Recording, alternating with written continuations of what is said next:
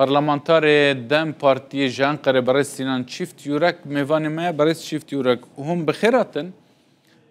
Cevdet Yılmaz dibêje ku heftiya dahatî şanda Dem Partiya İmraliyê pêra bicive. Ew civîn wê li ser çi be? Naveroka wê hatiye eşkarakirin bername çi ye yan na? Zor spas serketin bixwazim ji Rûdawê re ew hevdîtina destayê Dem Partî û Serokkomar belê rast e hevdibûnin lê naveroka wê hîn bi ragiştîna nate parvekirin. Hîn nîzî çend roja şimdi hevdibûnin lê kêm zêde naveroka wê belli ye yani ser vê pêvajiyê biskirin.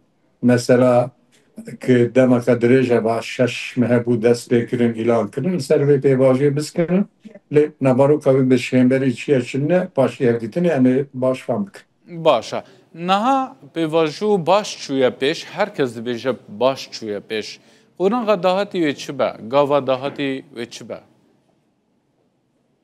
Gerek spas serî dembayî bibêjin yani destê kê çêtî çittî ger pêvajo bi ser keve wek em bên bi rêka aştiyanî û demokratîk mesela Kurd bê çareserkirin li Kurdistana Bakur ger kedê bide ger piştgirî bidî serî dembayî bêjin.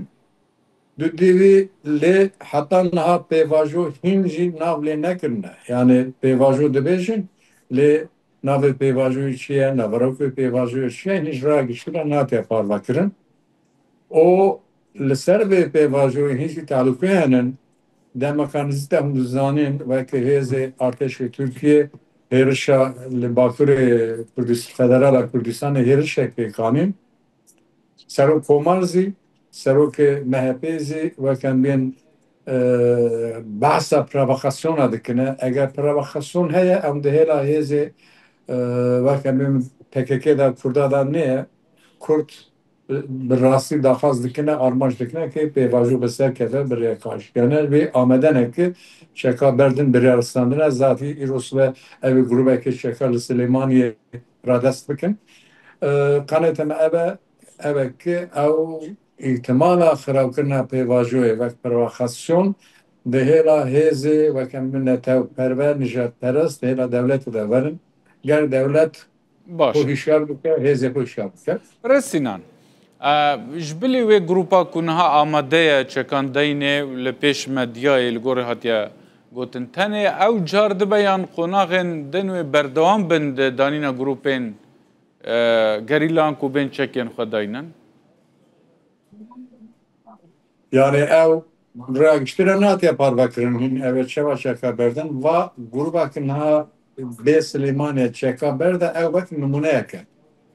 Wek gavekê davêjin sembolîk e başiyê rêya dewletê biskinin. Ka dewlet gerek ji bo çekberdanê ji bo kadroyê wek em bên serî çiyanin ki dem û dirêje bi salan 10 salan çel salin gerek wek em bên çerçeveyeka hukukî û yasayî derxebî. Gavek davêjiye gebile na dibe sembolî tenê çeka berdin rêya dewletê diskine ki dewlet çerçeveyeka hukukî ji bo wana sererast bike. Baş, kengî komîte tê avakirina parlamentoyê? Çawa? Komîteya parlamentoyê kengî tê avakirin? Komisyona parlamentoyê niha biryan hate dayîn û li partiya êkî grubê wan di meclisê de henin ji bo komisyonê wek temsîliyetê wan xwastin. Du em pê gihîştin ki hemû partiya navê ji bo partiyê xwe ji bo komisyonê temsîliyeta xwe diyar dikine navê wan radest kirine. Text radesta serok meclis birêz Kurtulmuş dikine. Demeka nizîke ew komisyonê ava bûye bêjim hev dest bi xebatê dike. Serokê meclisê got ki em daxwaz dikin di havînê de zî navberê nedinê komisyon nabere di sê meha de bigîje armanca xwe. Lê baş. Komisyonê dest bike lê komisyon dest bi çi bike? Naveroka vê çi be? Navê vê çi be? Pêşniyara we çi ye? Pêşniyara me hîn ne diyara pêşniyara me ez bil navê xwe bêjin pêşniyara ev ki gerek nav nekin. Yani navê bê terora bê Tirkiye او ناوا yani ben nave navekî netewperwer û piştgiriya Türkiye ew meselê çareser nake. Eger mesela Kurd mesela Kurdistanê sebe heftê salî vir da piştgirî pêşniyara me ev e serî de gerek komisyon navdike. Bêke em dixwaz Hon dikin ki di pêşniyara meclisê çi me navî dikin? em bên bira mesela Kurd çareserkirina mesela Kurd di meclisê de bağışlayan ev demokratik. Çara serkine, tane çara serkine mesela Kürt.